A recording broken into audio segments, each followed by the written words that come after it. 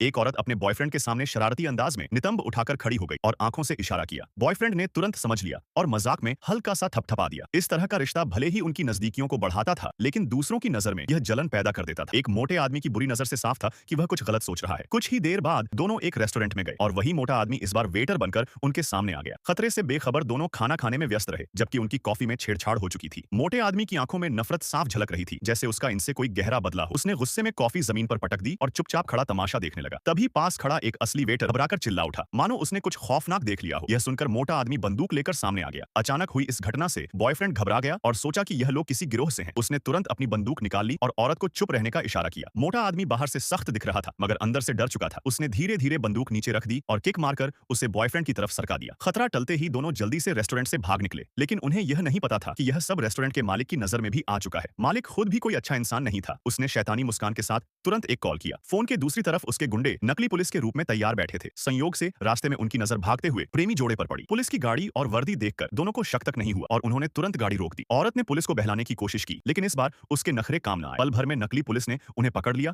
और गाड़ी में डालकर एक लॉज पर वापस ले आए। दोनों को जबरदस्ती बाहर खींचा गया। आदमी को एक गहरे सीमेंट के गड्ढे में फेंक दिया गया, जहां से अकेले निकलना नामुमकिन था, और औरत को मोटा आदमी घसीटकर एक कमरे में ले गया। पहले छेड़ा और फिर एक तंग कोठरी में बंद कर दिया। उसके बाद बिना कुछ कहे हाई प्रेशर वाटर गन से उस पर तेज धार छोड़ दी।